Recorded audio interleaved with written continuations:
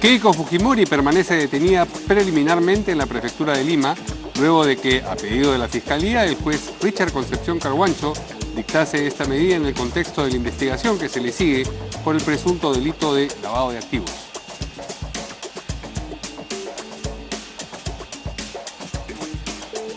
Y Kenji Fujimori lamentó desde su cuenta de Twitter la situación que atraviesa la lideresa de Fuerza Popular al considerarla un duro golpe para su familia. Entre tanto, el expresidente Fujimori permanece todavía interno en la Clínica Centenario y, según trascendidos de fuentes cercanas a él, estaría muy afectado a raíz de la noticia de la detención de su hija. El fiscal de la Nación, Pedro Chávarri, negó haber recibido entradas del presidente de la Federación Peruana de Fútbol, Edwin Oviedo, o del empresario Antonio Camayo para algún partido de la selección peruana. Desde sus redes sociales sostuvo que los ataques en su contra se deben a los importantes avances que se está haciendo en el caso Lava Jato. Y la Subcomisión de Acusaciones Constitucionales debate los informes contra el fiscal de la Nación, Pedro Chávarri, y el legislador Héctor Becerril. La sesión de hoy se lleva a cabo luego de que la de ayer fuese suspendida por falta de quórum.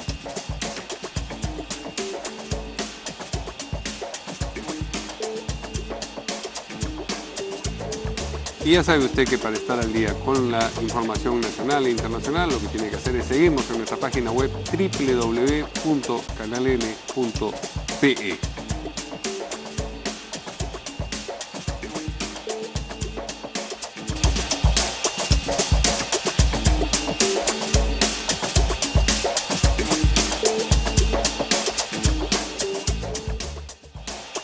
¿Qué tal, amigos? ¿Cómo están? Buenas noches, bienvenidos a En Portada. Hoy tengo como invitado a Alberto Otárola, ex ministro de Defensa y también parte del equipo de abogados del ex presidente Humala y también de la señora Heredia en el proceso que se inició tiempo atrás y que todavía se le sigue.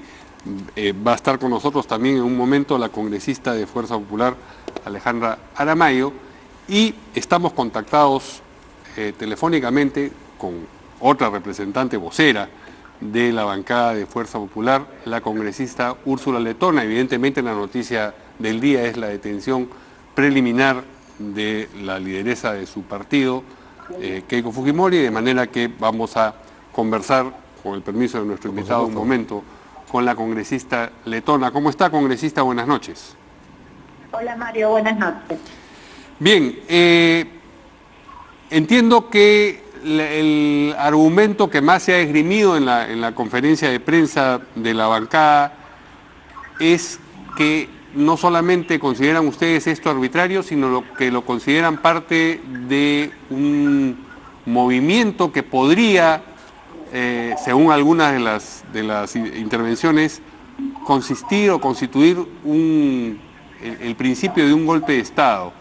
¿Quién podría estar detrás de un golpe de Estado? Porque, digamos, cuando se hace una hipótesis de una conspiración de esas dimensiones, tiene que estar bastante bien, digamos, arraigada la hipótesis, ¿no?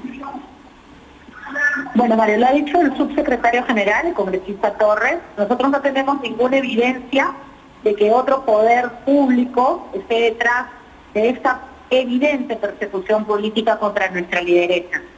Pero es más que notorio que ella no tiene un peligro de fuga, que ella ha venido colaborando con la justicia. Es más, a ella no la capturan, a ella la detienen en una diligencia de la Fiscalía a la cual ella asistía voluntariamente, como siempre lo ha hecho en los últimos 18 años. Entonces, lo que nosotros entendemos es que hay toda una comparsa de actos provenientes de varios poderes contra nuestro partido y contra nuestra lideresa, que buscan de todas maneras aniquilarnos políticamente. Pero les decimos bien claro que nosotros no nos vamos a doblegar, vamos a pelear jurídicamente la libertad de Keiko Fujimori y vamos a también manifestarnos pacíficamente en las calles, para que sepan que millones de peruanos nos apoyan y que estamos indignados con una medida tan arbitraria y desproporcionada. Esta es una investigación preliminar. Sí, congresista. Donde las medidas pasivas, como la detención, son de última ratio, Mario. Sí, ahora usted habla de poderes y la verdad es que no hay tantos poderes, son 3 los poderes del Estado, el legislativo que lo representan ustedes mayoritariamente y lo que queda es el judicial y el ejecutivo. Entonces cuando habla de una comparsa de poderes, creo que lo que queda sugerido es que existe una comparsa entre los otros 2 poderes del Estado. ¿Eso es lo que está implícito en lo que nos... Nosotros venimos de una constante confrontación por parte del Poder Ejecutivo en el tema de las reformas, donde el presidente se desdice de cosas que el Congreso ha aprobado. Esos han sido los primeros ataques contra nuestra opción política. Luego tenemos esta medida invasiva y hasta arbitraria contra nuestra lideresa. También tenemos cierto factor del poder mediático, cuestionando y mintiendo abiertamente sobre nuestra lideresa y sobre miembros de nuestro partido. Entonces, esto a nosotros no nos hace más que causarnos absoluta indignación y preocupación, porque somos víctimas hoy de una persecución orquestada. Yo no hablo en general de la prensa, pero sí hay parte del poder mediático que también le ha emprendido duro contra Fuerza Popular. Hemos tenido N portadas de conocidos diarios difamando a nuestra lideresa y a miembros de nuestro partido. Y eso no es gratis. Entonces, sí queremos advertir a la opinión pública que nosotros somos el único partido político que, según la OMPE, tiene sus cuentas en regla. Ya, pero no es lo mismo hablar de poderes del Estado que del poder difuso de los medios, ¿no?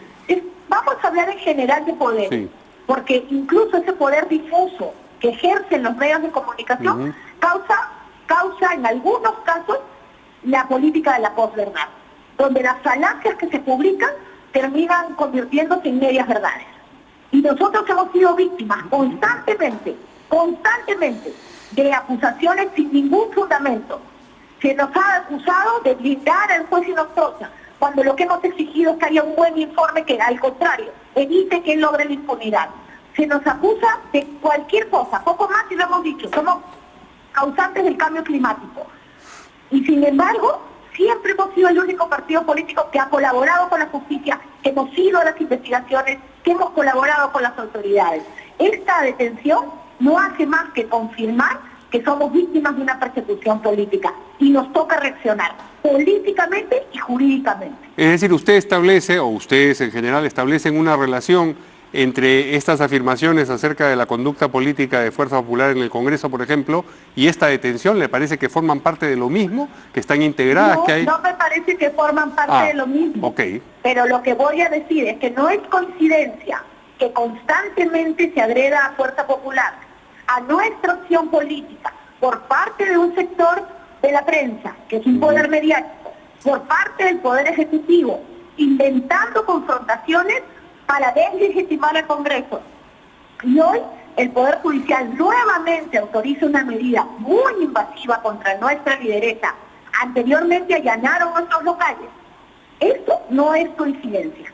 Hay toda una actitud orquestada de algunos poderes para perjudicar nuestra opción política. No lo vamos a permitir. ¿Y quién dirige la orquesta? Porque si usted habla de una acción orquestada... Si supiéramos quiénes son los causantes, sin duda señalaríamos directamente. Ajá. No sabemos, pero de que esto existe, creo que hay más que pruebas. Muy bien, muchas gracias a la vocera de la bancada de Fuerza Popular, la congresista Úrsula Letona. Vamos a seguir teniendo a una representante de la bancada, porque ya nos acompaña también la congresista Alejandra Aramayo aquí. Gracias y buenas noches a la congresista. ¿Qué tal? ¿Cómo está? Buenas noches, señor Rivalín. Permítame, ¿Cómo está? Buenas noches. Una pregunta de naturaleza técnica, aprovechando la circunstancia de que es abogado el doctor Otárola. Detención preliminar versus prisión preventiva, ¿se confunden con facilidad? ¿Qué cosa, así sumariamente? Son dos conceptos distintos. La detención preliminar, sí, un juez la dicta al inicio de las indagaciones preliminares, todavía no ha actuado mayores pruebas, y la detención preventiva está en la investigación preliminar, la prisión preventiva, la investigación preliminar, pero el Código Procesal Penal contiene los mismos supuestos, es decir, tiene que haber un peligro de obstaculización de la justicia o peligro de fuga. Consecuencias son decisiones que el juez tiene que tomar de manera rápida frente al pedido de la Fiscalía. Lo que las diferencias es que se producen en momentos distintos de la investigación. Exactamente, en estadios distintos de la investigación. Pero la consecuencia es la misma, es la prisión. En el caso de la prisión preliminar, es después del lapso de 10 días, que máximo culmina cuando el juez, si lo decide hacer, solicita la prisión preventiva, en cuyo caso la detención se prolongará hasta el día de la audiencia en la que se vea la prisión preventiva, ¿no? ¿Una conduce necesariamente a la otra? No necesariamente, porque pero pues, frecuentemente es lo más usual. Preliminar conduce a la prisión preventiva. Es lo más usual, lo que se ve en el día a día. El juez, el fiscal solicita la prisión preventiva y se actúa esto en una audiencia para determinar la prisión preventiva. Y la detención preliminar, decía usted, bueno, en este caso ha sido dictada por 10 días, pero puede extenderse. Son 10 días los que prevé la ley. Sí. Pero que se puede solicitar que se mantenga hasta el día de la audiencia, que tiene que realizarse dentro de las 48 horas posteriores. Es decir, 12 días. Exactamente. Puede ser 12 días, no más de 12 días. No se puede, como en el caso de la prisión preventiva... No es sine die, o no tiene un plazo de 36 meses. Pero renovar, porque a veces dan prisión preventiva un año y medio, por un año y medio más. En 10 días se tiene que definir esta situación, ¿no? Muy bien. Eso creo que era importante de conocer para los que somos leos en materia legal, porque se confunden los dos criterios fácilmente. Es importante lo que nos menciona usted en el sentido de que los requisitos que se demandan para poder dictarla son parecidos en el sentido de que tiene que haber un riesgo procesal. Y que son concurrentes, además, Mario. El doctor coincidirá conmigo, que también soy abogada, para que se dicte una medida de esta naturaleza, debe haber algunos elementos concurrentes, entre algunos que le puedo citar, por ejemplo, es que haya inminentes medios probatorios que acrediten que hay una responsabilidad, que haya una obstaculización para el ejercicio de la justicia, que hay un riesgo de fuga, que no se pueda acreditar un arraigo laboral, un arraigo familiar, cosas que distan mucho de la realidad de la señora Keiko Fujimori, porque ella... Mucha gente, más allá del cuestionamiento social al que se ha referido en amplitud la señora letona y vocera de la bancada, que ha existido, se le dice, pues oye, la señora Keiko Fujimori no trabaja, ella está en la planilla de Fuerza Popular. Su trabajo es liderar y presidir el Partido de Fuerza Popular. Es por esa razón que ella ha pedido se reprogramen las diligencias en el Ministerio Público y que han sido aceptados por el Ministerio Público, quien además tiene la carga de la prueba. O sea, esta detención que además es no solo sobre una persona, sino sobre 19 personas, dentro de los que están dirigentes, simpatizantes, militantes de Fuerza Popular, debería tener un objetivo, que es acreditar una responsabilidad y que ayude a contribuir el desarrollo de una hipótesis que seguramente tiene el Ministerio Público. Las medidas de esta naturaleza, que además ya hay varios plenos jurisdiccionales y que dicen son abusivos en este sentido, Mario, debería tener un objetivo. Y por eso se fijan plazos máximos, hasta 10 días. Entonces, ¿yo qué creo? Y si usted me permite, le voy a dar una lectura política de este hecho. Por favor. Es que, claro, ha concurrido la señora Keiko Fujimori a una citación, que era a las 10 de la mañana. Ella ha ido antes de la hora, ha ido con su abogada.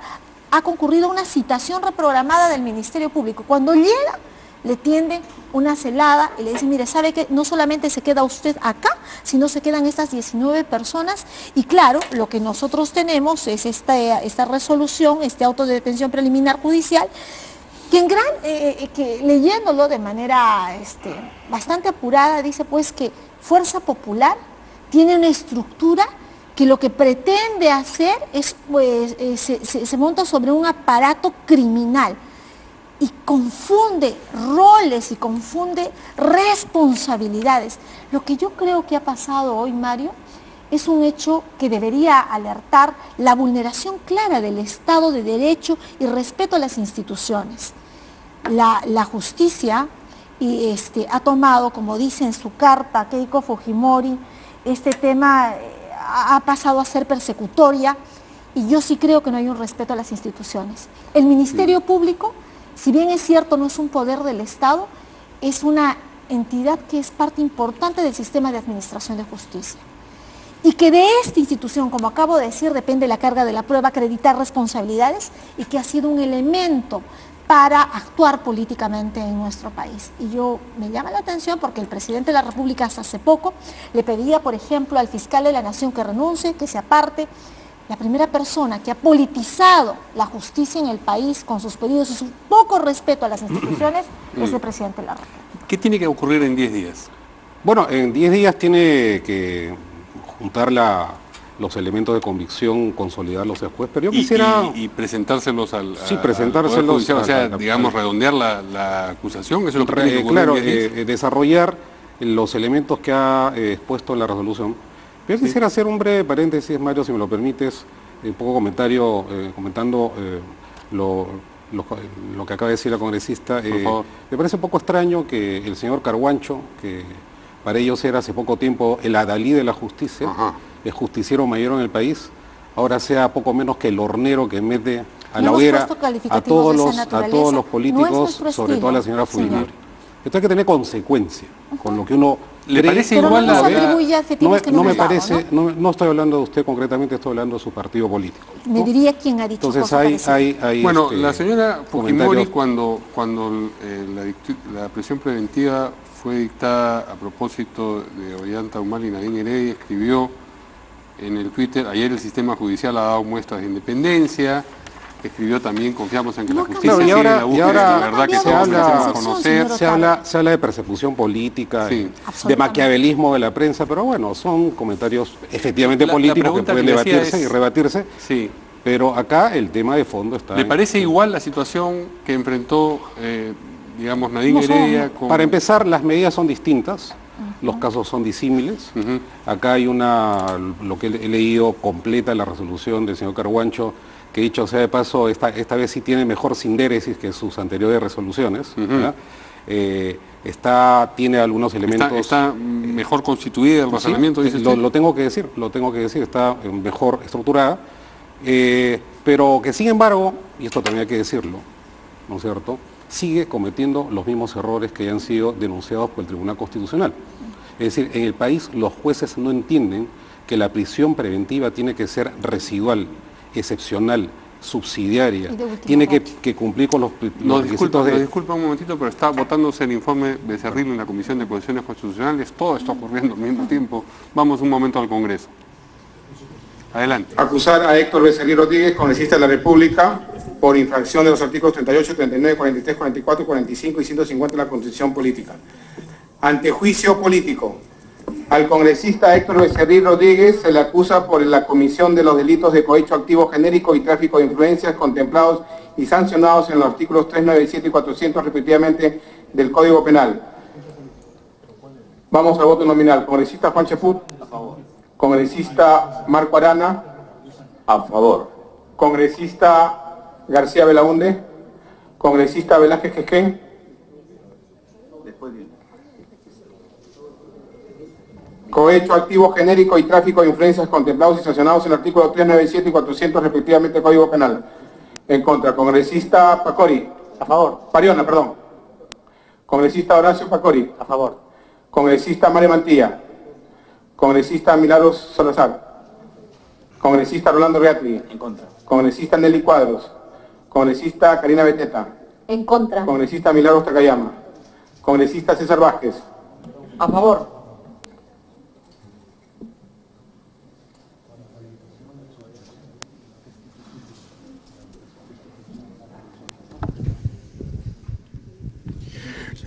Mario, estamos en una transmisión en directo de la SUCOM. 8 votos en contra. No se ha aprobado acusar a Héctor Becerril Rodríguez, congresista de la República, por la comisión de los delitos de cohecho activo genérico y tráfico de influencias contemplados y sancionados en el artículo 397 y 400 respectivamente del Código Penal. La Presidencia informa que no habiendo sido aprobado el informe final, este será remitido a la Comisión Permanente conforme lo establecen los incisos D6 y G del artículo 89 del Reglamento del Congreso de la República. Pasamos al siguiente. Bueno, me han escuchado, amigos televidentes, entonces se ha rechazado en dos aspectos el caso de Héctor Becerril. En un primer lugar, se ha rechazado el hecho de la recomendación para inhabilitarlo y destituirlo por 5 años, según lo que había recomendado César Vázquez, el autor de ese informe final en contra de Héctor Becerril, y en segundo término, el tema referido a los supuestos delitos en los que habría incurrido, que tienen que ver con cohecho activo y también con tráfico de influencias. Todo esto básicamente con favor de los votos de sus propios compañeros de la bancada de Fuerza Popular. Así está la cosa entonces aquí en la Subcomisión de Acusaciones Constitucionales. Reiteramos entonces, ha sido rechazado el informe final que fue presentado en contra de Héctor Becerril por esta supuesta reunión en la que asistió el ex consejero Guido Águila y también Baltasar Morales Parragués. Supuestamente era una gestión de apoyo con un voto en el Consejo Nacional de la Magistratura a favor de Julio Gutiérrez Peve. Por esta razón fue la que Héctor Becerril acudió a la vivienda de Guido Águila. Vamos a continuar con otros detalles más adelante. Muy bien.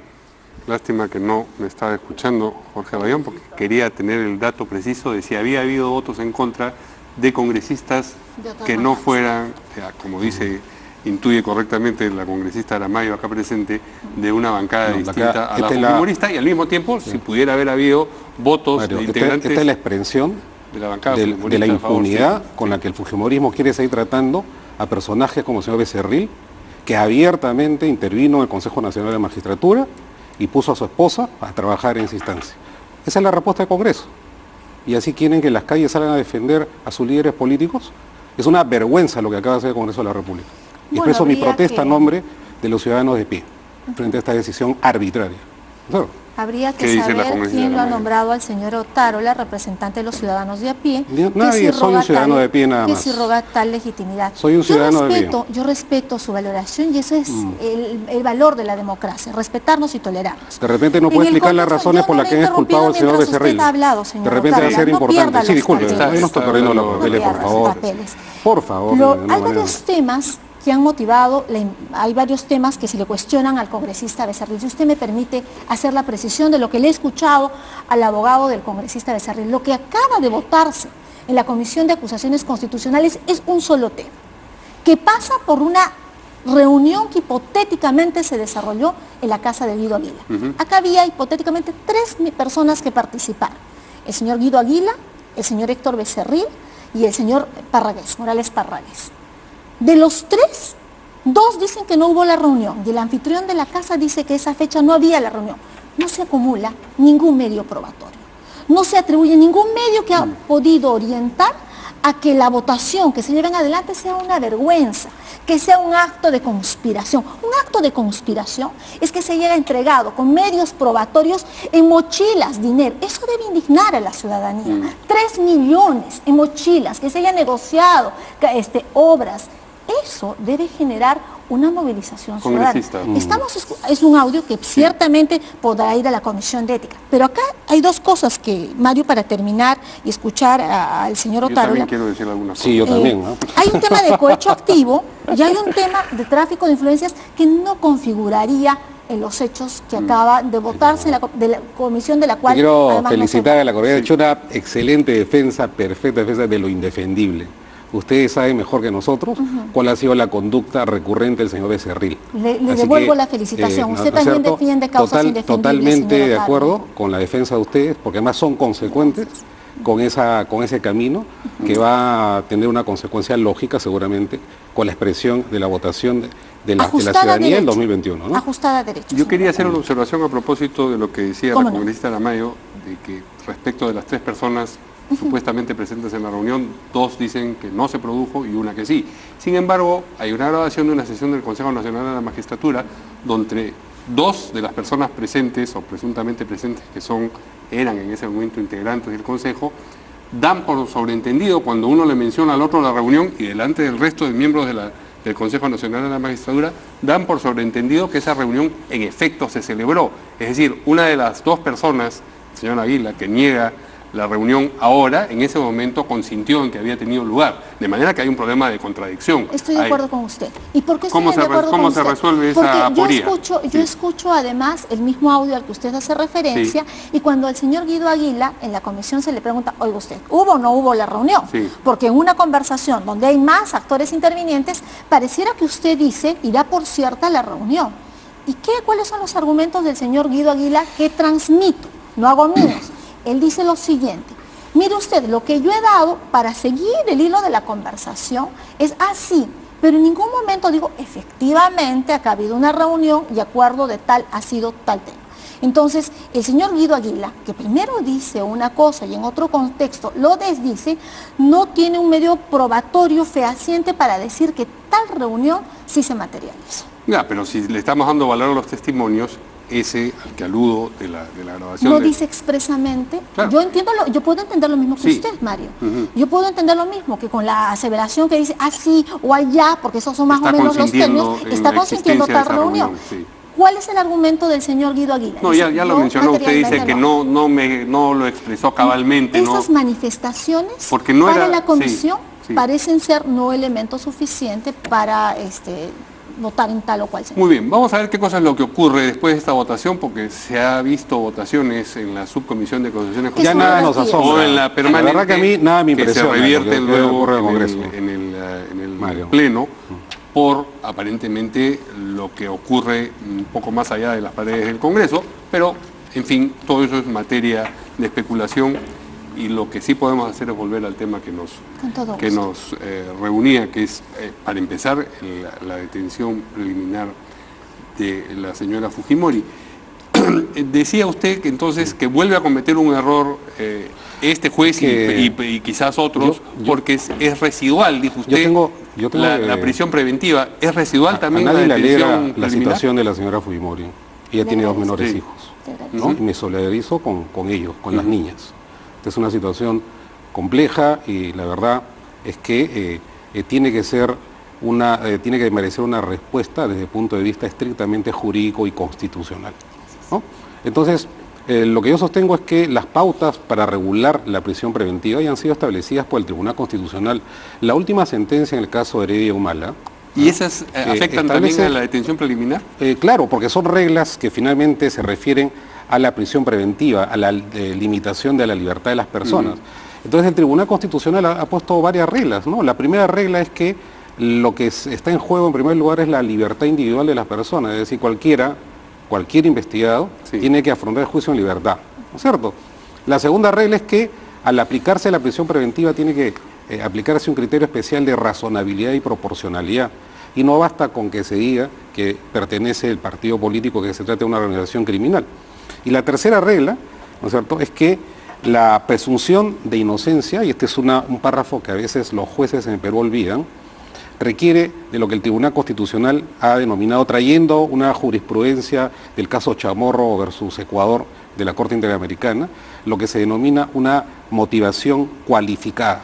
Es decir, cuando se limita la libertad personal de cualquier investigado, la motivación para esa limitación tiene que reunir una serie de reglas procesales de hecho y de derecho que permitan que esa limitación sea legítima. Entonces, al leer la resolución del señor Carguancho, mi conclusión preliminar es, uno, que ha mejorado sustantivamente otras resoluciones, pero dos, que no pasa la valla y el control constitucional que se establece para cualquier tipo de detención. Sí, desaprobado, aunque ha mejorado su rendimiento, es lo que está diciendo. Entonces, porque la regla es la regla es que la gente tiene que afrontar sus procesos en libertad. Y lo digo, digamos, no conozco el caso de la señora Fujimori a fondo, el que se está investigando, sí digo que hay diferencias cualitativas con otras investigaciones, pero creo que las reglas para determinar la prisión preventiva deben ser las mismas, y no lo digo yo lo he dicho el Tribunal Constitucional. Y los elementos de riesgo procesal que a criterio del juez Carguancho se mencionan acá, ¿hay alguno que le parezca importante, válido de atención? Yo he podido leer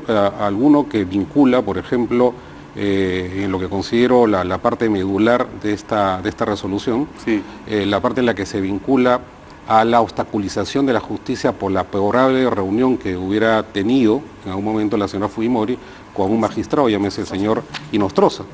Creo que es la parte que podría decirse medular y fuerte de esta resolución, pero aplicando el test de proporcionalidad en el discurso del Tribunal Constitucional, creo que no pasa esta valla. Y eso hace pensar en la condición de colaborador eficaz a la que aspira el señor Camayo. Bueno, probablemente. ¿Quién más podría hablar de esa probablemente, reunión, ¿no? Dice la obstaculización para la averiguación de la verdad, dice las letras de nuestro Código Procesal Penal.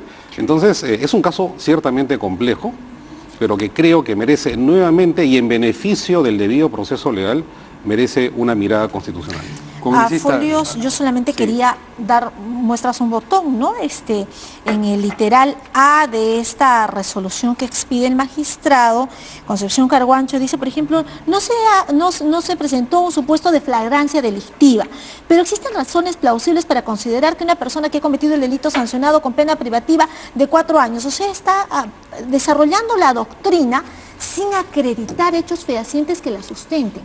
Y eso ya es vulnerar lo que ha señalado el Tribunal Constitucional. Es más, en algún momento, en esta resolución, no ubico el extremo exacto, dice que la señora Keiko Fujimori tiene domicilio, pero que esa casa en la que vive no es suya, sino que es una casa alquilada.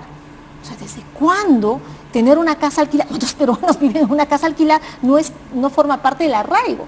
Cuando ella desarrolla todo su ejercicio con niñas menores, con edad escolar, hay cosas de esa naturaleza en esta resolución que, como ha mencionado la abogada de la señora Keiko Fujimori, está siendo apelada de inmediato. Ahora, ¿no hay político o política que sea sometido a un proceso de naturaleza judicial que no arguya que lo que está ocurriendo es una persecución política? Yo, con razón o sin razón, creo que es el síntoma, digamos, general de la política, no solamente en el Perú, en tantos lugares. Yo me imagino que usted suscribe la tesis de sus compañeros de bancada. ¿Quién los está persiguiendo políticamente? Yo pienso un tanto diferente, porque yo no compararía ni pondría parámetros a lo que le pasa o le deja de pasar a la señora Susana Villarán.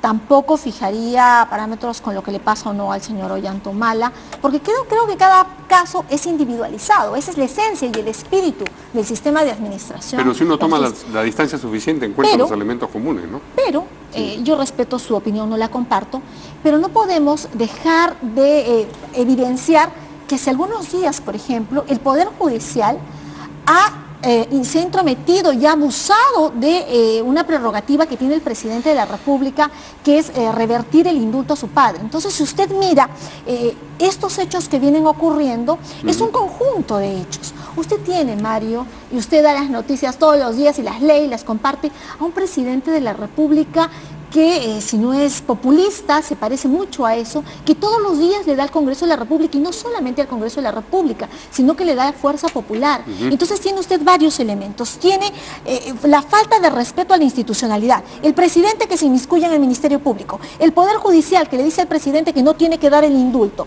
Tiene usted una judicialización de la política que hace prever que el Estado de Derecho esté en seria crisis. Y en ese contexto yo quisiera alertar a las instituciones, alertar al sistema jurídico, alertar a la comunidad internacional, porque todo pareciera pensar de que algo que vulnere el sistema democrático está por venir. Ustedes también han hablado de persecución política en el caso de Nadine y de Ollanta. ¿Creen que hay un síntoma común en lo que estamos conversando? Bueno, si es que existe alguna crisis al interior del sistema político, se debe, entre otras cosas, pero se perciben nuevos avances, a la actuación de fuerza popular abusiva, prepotente y arbitraria en el Congreso de la República. La crisis política la ha generado fuerza popular. Y yo creo que el presidente Vizcarra está haciendo bien al poner las cosas en su lugar en algunas cosas, equivocándose en otras, pero llamando, ¿no es cierto?, convocando un debate público acerca de la reforma política que tanto requiere nuestro país. Me parece que estamos avanzando hacia una situación en virtud de la cual estamos a puertas de un momento constituyente. A veces los constitucionalistas, desde el oeste hacia adelante, hemos aprendido a identificar un momento constituyente. La Constitución tiene tantas reformas que ya necesitamos una nueva Constitución, porque se van a producir lo que se llama las antinomias constitucionales, que de hecho se han visto en el debate en el Congreso de la República. Entonces creo que no va a bastar con estas reformas propuestas en el referéndum. Creo que el problema va mucho más allá. Es el modelo político de nuestra Constitución, el modelo mixto presidencial parlamentario que ha fracasado desde la Carta de 79. En fin, es un debate bastante rico, pero creo que es bueno, ¿no es cierto?, llevar este debate a la población, a la sociedad civil organizada, a que se pronuncien los estamentos organizados de la sociedad acerca de estas reformas que requieren, lo repito, ¿no es cierto?, de un timón muy firme, que ciertamente yo lo veo en el presidente Vizcarra, porque está impulsando algunas iniciativas que son plausibles en nuestro proceso político.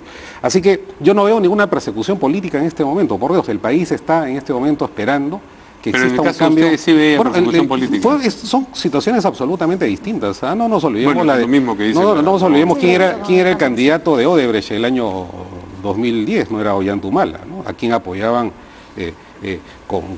desmedidamente, era la señora Keiko Fujimori, lo dice el señor Barata, lo dice el señor Marcelo, lo dice la CONFIEP, pusieron programas de televisión a favor o en contra del expresidente Humala. Así que son situaciones totalmente y pero los directivos de Odebrecht han contado que apostaban a varios caballos, ¿no? O sea, pero a uno ganadora, a uno que querían que sea ganador y no lo fue. Así que yo me voy a permitir, si usted me permite, sí, por supuesto, Otárola, interpretarlo. Entonces, desde su lógica, es correcto para quien no hace bien las cosas o para quien le resulta incómodo, lo que no quiere decir que haya un sano criterio de autocrítica desde Fuerza Popular, porque creo que sí tiene que haber autocrítica, y no solamente desde Fuerza Popular, sino desde toda la clase política. Entonces, como no han hecho las cosas bien y como no lo han dejado trabajar a peruanos por el cambio... Es que no han hecho las cosas bien. Solamente déjeme terminar la idea. Esta es su perspectiva. Sí. Garantizar una sucesión presidencial, habiendo renunciado un presidente de la República por actos de corrupción, que es Pedro Pablo Kuczynski, que se va, cuya responsabilidad no es de Fuerza Popular, y habiéndole dado estabilidad al país para que continúe, garantizando lo que dice la Constitución Política del Estado, de la cual reniega usted, es un mérito de Fuerza Popular y es un mérito de esta clase política. Mire, ahora, yo no puedo exigirle que ella lo vacaron en una semana y ese hoy no todos así en su casa porque ustedes lo protegen. Así de sencillo. Reconocimiento merece. ¿Qué va a pasar, por ejemplo? Es un mérito de Fuerza Popular. Entonces, yo sí creo que la Constitución Política del Estado puede ser revisada para modificar y hacer las fórmulas que nos pidió el presidente, las reformas, gracias, que nos pidió el presidente de la República, y modificar un artículo. En 90, por ejemplo, se tuvieron que trabajar 61 artículos conexos. Entonces, esta antinomia a la que usted alude ciertamente se va a dar. Revisemos la Constitución Política del Estado, revisemos el modelo económico, generemos un nuevo espacio de convergencia en el país. ¿Estamos en condiciones de hacerlo con un presidente que nos da todos los días de alma? ¿No cree usted que los peruanos estamos en condiciones de repensar nuestro futuro de cara al bicentenario, señor Otárola? Sí, por supuesto. Voy a ser de defensor de oficio del presidente de la República, pero ¿sabe qué? Creo que la situación no da para más, porque no solamente se había concentrado en el Congreso de la República, lamentablemente, una mayoría abrumadora, arbitraria, que ha cometido serísimos errores políticos, ¿no es cierto? Que ha conducido, la señora Fujimori está en 7-8% de aprobación, no sé, eso a qué se debe, ¿no es cierto? No sé si por errores de la prensa, del señor Vizcarra, quién ha cometido los errores, eso digamos, no resiste el menor análisis. Ustedes se han equivocado. Ustedes han sido los que han cometido los errores políticos y el pueblo, ¿no es cierto?, va a saber calificar esa conducta política cuando tenga que hacerlo. Ahora en el referéndum, ¿no? En diciembre, pero también seguramente en el 2021. En consecuencia, creo que haría bien al partido. Ustedes son un partido político organizado y hay que reconocerlo, que exista un estadio de autocrítica política, que todavía no le escucho, lamentablemente. Yo lo he dicho en varios escenarios y es algo que estamos trabajando. La señora Fujimori en el norte dijo que ella estaba baja en las encuestas por la persecución política, pero no es así, también se tiene que ver... Hay que desarrollar una agenda nacional, proceso de autocrítica, hay que desarrollar una agenda nacional. El tema de la lucha contra la corrupción ha sido un tema que hemos enarbolado. El señor Pedro Pablo Kuczynski fue renunciado por estos actos de corrupción, la Comisión Lavajato, la Comisión Madre Mía. Es algo que no resulta muy cómodo. Y como el Congreso no le resulta cómodo, está bien que el presidente Vizcarra en su lectura nos ponga al orden. Y como el Ministerio Público tampoco le parece agradable al presidente de la República que ponga orden en el Ministerio Público. Nosotros somos gente, los que tenemos formación legislativa, somos gente de principio, que creemos en la institucionalidad, que creemos en la tolerancia y el respeto. Deberíamos apelar a esos valores democráticos. Si me disculpan, vamos a ir a una pausa y regresamos con el mismo tema o temas anexos, porque evidentemente es la noticia del día. Volvemos en un momento.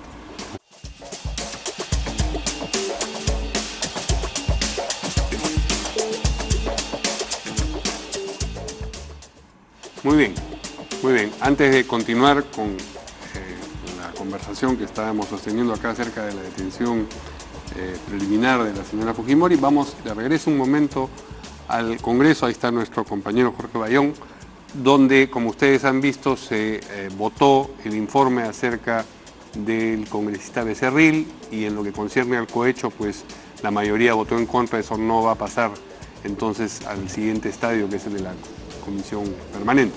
Adelante, por favor.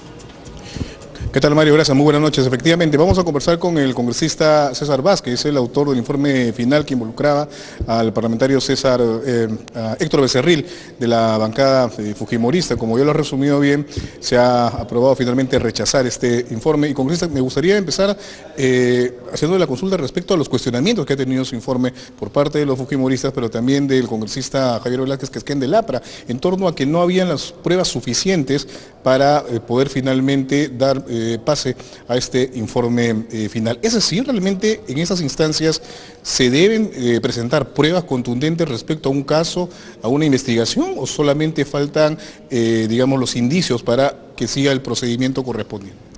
Bueno, en principio, gracias. Obviamente estamos tristes, ¿no? Yo creo que es un día triste para la democracia, y triste no porque el trabajo que hemos hecho durante muchas semanas, porque la responsabilidad que hemos asumido de hacer este informe con objetividad de cara a la ley, hoy sea archivado, sino sobre todo triste porque el país no se merece esto, en circunstancias donde la corrupción galopa, donde la corrupción azota al país. Dejándolo de lado el tema emocional, dejándolo del tema emocional, quiero ir de frente al grano respecto a los cuestionamientos que se han escuchado durante esta tarde en la Subcomisión de Acusaciones Constitucionales. ¿Nos puede referir sobre ese caso específico? Claro, sí, es imposible indignarse, obviamente. Aquí la cosa es clara, se aprovecha la diferencia numérica y los votos lo tienen para archivar este informe. ¿Cuáles han sido los argumentos? Los de siempre. Cuando quieren archivar un informe que no les gusta o que no les conviene, simplemente tratan de desestimar el informe, aunque sea sin razón, tratar de decir que el informe está mal hecho y desacreditar también al que hace el informe. Esa es una prueba, ya una práctica común aquí, y eso se ha visto hoy. Lo que no se ha podido probar que finalmente Héctor Becerril se reunió con Guido Aguila y con Baltasar Morales Parragués. ¿Esto es así? Sí, absolutamente falso. Es como querer tapar el sol con un dedo. ¿Cómo no se va a poder probar?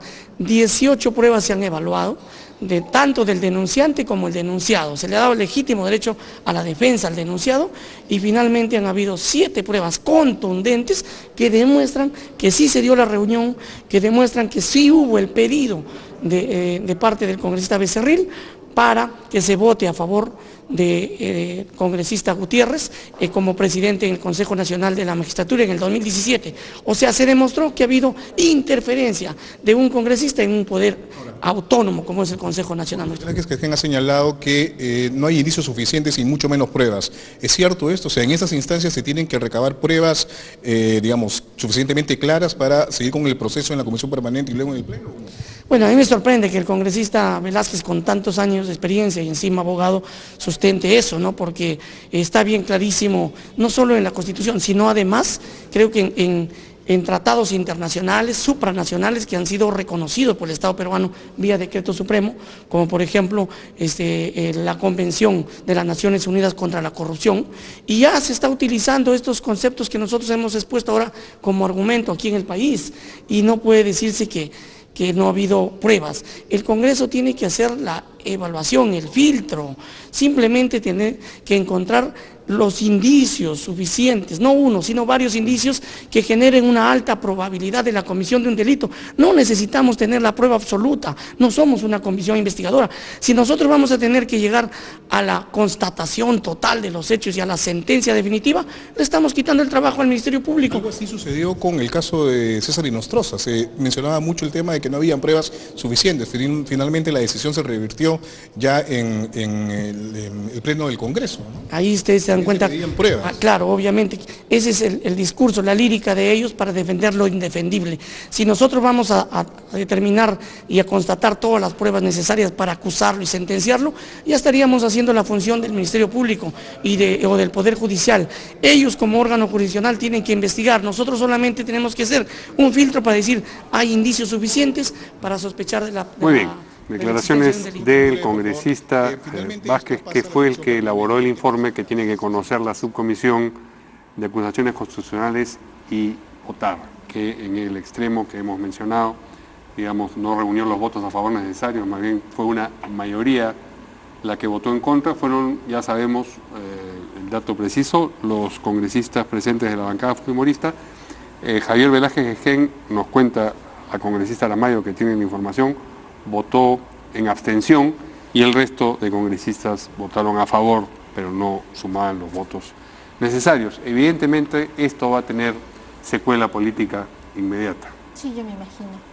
Yo me imagino, este tema no está concluido, pasa por la Comisión de Acusaciones Constitucionales y acabamos de escuchar a un doliente congresista que decía que era un día complicado para la democracia, pero que en el ejercicio de su función no es muy diligente, porque recordemos cuando sesionaba la semana próxima pasada la Comisión de Acusaciones Constitucionales, el señor Vázquez, es su apellido, estaba recorriendo algunas ciudades con el presidente de la República, Villanueva, y no había concurrido ni había dado quórum a esta comisión. Entonces hay una doble moral al momento de calificar y descalificar situaciones. ¿Qué es lo que viene a continuación? Hay un plazo no mayor de 3 días, me parece, para convocar a la comisión permanente, donde nuevamente oralizan los abogados que, en este caso del señor Héctor Becerril, no sé si se ha visto el tema del fiscal de la Nación. Pasa el asunto que ha sido votado mayoritariamente en contra también a la permanente. Es lo mismo que pasó con el tema Pacori. Es decir, la misma dinámica, el mismo procedimiento. El papel que cumple la Comisión de Acusaciones Constitucionales es el símil en un proceso de esta naturaleza al Ministerio Público. Ellos presentan la prueba, se dice que hay o que no hay, se escucha a los abogados en una segunda instancia que viene a ser la comisión permanente, debe haber una defensa y después se evalúa el informe que ha presentado el congresista y se lleva al voto. ¿Y entonces por qué se vota en la subcomisión de acusaciones constitucionales? Porque constituye una primera instancia. Pero igual la subcomisión, no. La comisión se aprueba o no, suya se lleva o no a la permanente. Vota si hay mérito para formación de causa, pero más allá de esto, para todos los efectos, este caso está archivado y lo acaba de archivar el fujialanismo en el Congreso. Esa es la verdad.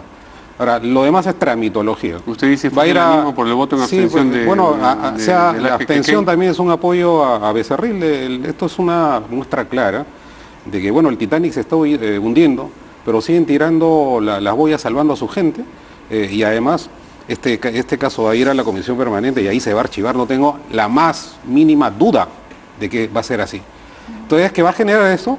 Un sentimiento de impunidad, el señor Becerril, ¿no es cierto?, y todos los que están siendo investigados, los que no son fujimaristas o no pertenecen a esta alianza del Congreso que ha actuado y actuará hasta el 2021 del fujialanismo, que ha hecho, ¿no es cierto?, tabula rasa de todo razonamiento elemental para el procesamiento de investigaciones de carácter político y judicial. Así que no tengo muchas esperanzas de lo que vaya a pasar. Esta es una muestra plena de lo que es este Congreso y de lo hondo en lo que puede caer un sistema político, que además, de manera, digamos, que notoriamente abusiva, le ha entregado la representación a una sola agrupación que hace lo que le viene en gana en el Congreso, con su mayoría, ¿no? Quiero ilustrar que lo que dice el señor Otárola esta noche es mentira, falta la verdad. Ilústrenos. Por ejemplo, en la acusación constitucional, lo ilustro con mucho gusto, del señor Rodríguez Tineo, que es expresidente de la Corte Superior de la Corte Suprema de Justicia del Poder Judicial,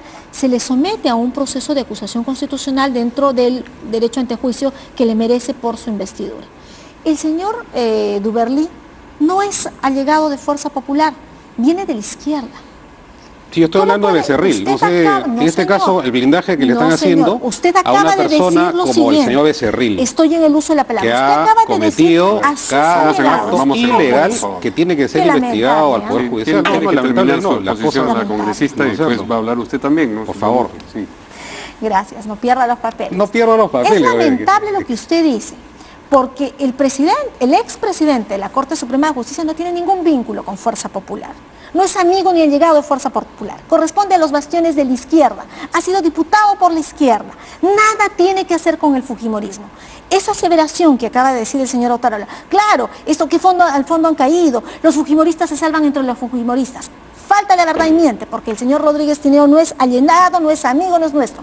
Se ha sopesado un informe, más allá de antipatías, más allá de estigmatizaciones. Qué mal habla Becerril, por eso lo vamos a poner en la acusación de constitución, lo vamos a acusar, lo vamos a someter a antijuicio. Tiene que haber un principio de Estado de Derecho, de respeto a la legalidad y a la razonabilidad, que es lo mismo que le ha atendido y le ha asistido al expresidente de la Corte Suprema de Justicia. Entonces, lo que acaban de escuchar es mentira, y lo acabo de acreditar con un ejemplo. Será un caso único, porque no tengo otros casos en los que se haya procedido de esa manera. Estamos, lo repito, frente a un Congreso que está protegiendo a los fujimoristas, la expresión más cabal de la vocería del fujimorismo, que además tiene serios problemas con su propia agrupación por el tema del indulto del señor Fujimori, me estoy refiriendo al señor Becerril, ¿no? Va a salir cargado en andas después de esta protección que le ha hecho su propio grupo político. Así que, pero no personalicemos en alguien que con toda honor y gloria personifica lo que es el fujimorismo en este momento, que es el señor Héctor Becerril, sino vayamos al fondo del asunto, lo que significa una seguidilla de conductas antidemocráticas que han afectado a nuestro sistema político y que también han afectado la dignidad y la honra de las personas. Todos los opositores que han ido a las comisiones investigadoras de este Congreso del fujialanismo, ¿no es cierto?, han sido avasallados en su dignidad, en sus derechos constitucionales, en la presunción de inocencia, en el debido proceso. Y bueno, esto están tomando un poco de lo que hicieron, pero esto nos tiene que llevar a la necesidad de replantear nuevamente el sistema político y de poder establecer un sistema de pesos y contrapesos en los que ninguna agrupación política puede hacer el uso y abuso que han hecho ustedes en el Congreso y que seguramente continuarán haciéndolo hasta el 28 de julio del 2021. Esa es lo que se ve al día a día. El ejercicio de los... Por favor. Gracias, Mario. El ejercicio de estos pesos y contrapesos le permitieron a Fuerza Popular algunas cosas. Por ejemplo, en la época de los cuestionamientos al ejercicio de algunos ministerios, recuerdan ustedes al señor Saavedra, que fue un ministro que venía de la gestión del señor Ollanta-Humala. Se identificó, por ejemplo, que se habían gastado, entre comillas, 800 millones con el tema de consultorías. Se había incluido una agenda con varios temas que no solucionaban la infraestructura educativa, la calidad educativa, la comprensión lectora, la comprensión de lógico-matemáticas, y teníamos un ministerio que tenía tantos recursos que se daba la libertad de transferirle fondos, por ejemplo, al Ministerio de Salud. Porque ¿saben qué habían hecho? Del Congreso de la República era su mesa de partes. Metían la ley de presupuesto y la sacaban sin ningún control. Creo que parte de lo que se le cuestiona a Fuerza Popular es cómo ha hecho respetar esta suma de pesos y contrapesos, que a veces no con las mejores formas no ha podido establecer un mecanismo de respeto. ¿Qué es lo que hoy cuestionamos, por ejemplo, en este mismo sentido al presidente Vizcarra? Mario, 19% de ejecución presupuestal en el MIRIS. Tenemos un alto nivel de anemia en el país. Casi 46% de niños menores de 9 años. Dígame usted, ¿cómo es posible que al 10º mes del año tengamos 19% de ejecución en materia de inversión? ¿No hay una percepción de inseguridad en el país? Bueno, el Ministerio del Interior ha ejecutado menos del 25% al 10º mes del año. Entonces, claro, como nosotros cumplimos una función, no les resulta cómodo. ¿Qué ha pasado en el caso de Madre Mía, que debe tener tan molesta el abogado defensor del expresidente Ollanta-Humala? En el caso de Madre Mía... Va a terminar y después tiene usted una intervención también. En el caso Madre Mía, hay testigos inéditos que acreditan que el expresidente Ollanta-Humala está vinculado a homicidio. Ese informe, Madre Mía, que ha presentado un informe por unanimidad, Madre Mía es una comisión especial que está representada por varias bancadas, no solo Fuerza Popular. Esta Fuerza Popular que para el señor Otárola ha hecho todo absolutamente mal, incluso respetar los presupuestos en materia de educación, lo han aprobado el informe por unanimidad. Ese informe tiene que debatirse en el Pleno del Congreso y tienen que identificarse las responsabilidades y tienen que trasladarse al sistema de administración. Eso es lo que tienen el tema de desacreditación permanente y es bueno que ustedes lo sepan. continúe el debate. A ver, ¿sobre qué? Bueno, me parece que lo que he dicho sobre Madre Mía lo de Madre Mía es una comisión ¿no? política que han aprobado un informe que, a ver, todos los informes que está aprobando esta mayoría fujialanista están siendo desechados por la Fiscalía, ¿no es cierto? La del señor Pablo Sánchez y la del señor Chávarri. Pues no tienen ningún elemento de convicción serio y no responden, ¿no es cierto?, a una investigación seria. En segundo lugar, el caso del señor Saavedra lo trae acá el mejor ministro de Educación que ha tenido este país, uno de los grandes intelectuales que dirigió nuestra política educativa y que fue censurado y sacado del cargo a la bruta por el fujimorismo. Y finalmente, ¿no? Todo este tema de la construcción de esta supuesta fiscalización, que ojalá sea cierta, no hace sino recordarnos, ¿no es cierto?, a las viejas tradiciones del fujimorismo en el sentido de que yo tengo la razón y tú no la tienes. Y si no la tienes, pues te lo digo por decreto. Así que estamos felizmente ante un proceso en el cual la población, la opinión pública ha reparado de la equivocación que tuvimos en darle una mayoría a fujimorismo. Y en segundo lugar, en un escenario en virtud del cual es necesario pues, que existan un contrapeso político en el Congreso que no abuse de los derechos, que respete el debido proceso, que sepa de los procedimientos parlamentarios. El derecho parlamentario es una especialidad, ¿no es cierto? Y finalmente que acepte los errores que han cometido. Nos queda ya solamente un minuto, ya no... 2 segundos. No he recurrido a la bruta, abusiva, torpe. Son adjetivos que no han escuchado de mí. La clase política tiene que tener argumentos. No, usted no le ha dicho bruta, discúlpeme, ¿cómo podría decirse lo que usted no ha utilizado? Ha dicho, por favor, usted ha aludido comentarios tan términos, lúcidos en esta mesa. Usted ha tenido términos a los que no recurro, pero hay que tener argumentos para debatir. Exactamente. Muy bien. Parece que lo que iba a votar hoy día también, que era el informe sobre Pedro Chávarri, no forma parte de la sesión. En fin, de eso esperemos conocimiento. Yo digo, ya nada nos sorprende. Muy bien. Muchas gracias por este debate, que en el fondo eso es lo que hemos tenido en este programa. A nuestros dos invitados, nosotros nos vemos mañana aquí en Portada. Buenas noches.